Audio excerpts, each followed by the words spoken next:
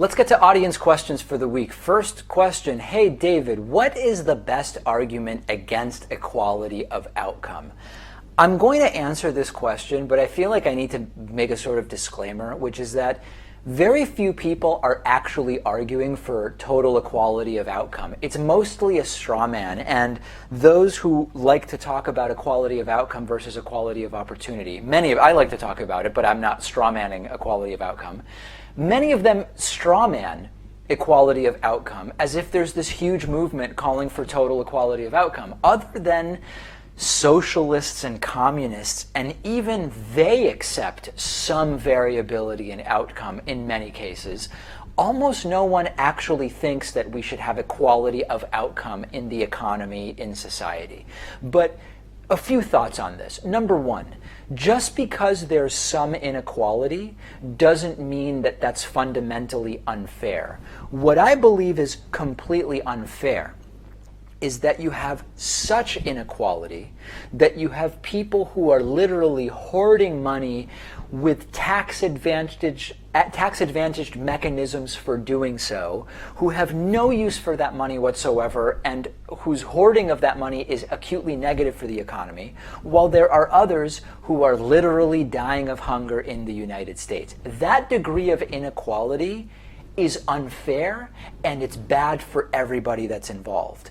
Some inequality, I don't believe, is unfair. And fundamentally, the reason why is that there's inequality in the results of any human phenomena. When you look at life expectancy, when you look at sporting results, when you look at achievement on math and science, even if you give everybody all the tutoring that they need in math, you're still not going to get total equality of outcome. So I don't think that some inequality is fundamentally unfair. I think it becomes a question of inequality versus unfairness.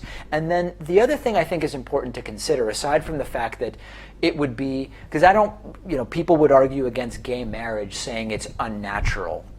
I disagreed. I mean, homosexuality exists in who knows how many thousand species. I disagreed with the unnatural argument, but I also thought that it was a bad argument. Whether things are or aren't, quote, natural, however it's defined, that's not a good enough reason for me to decide something should or shouldn't be illegal or accepted in society. So number one is that this equality of outcome doesn't occur naturally in the world, but that in and of itself is not a good enough reason to say we shouldn't be for equality of outcome. Let's actually ask the question, would equality of outcome be good in society? And the answer is, what kind, right? What kind? If we're talking about an inequality of outcome where the poor and middle class do much, much better. We raise the bottom and we reduce the difference between the top and the bottom, and we use whatever economic mechanism that we determine is the right one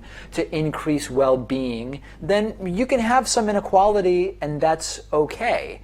If you're saying we need equality of outcome in that everybody gets their shot at being senator or something like that, that's not an equality of outcome that I would get behind. So just saying equality of outcome, good, bad, indifferent, we need to know what we're talking about. We need to understand how it is that that equality would be achieved, and then we can figure out, does equality of outcome make sense or not? And what I think we would quickly realize is that in many endeavors in life, equality of outcome wouldn't actually even be the right target. But I want to go back to where I started.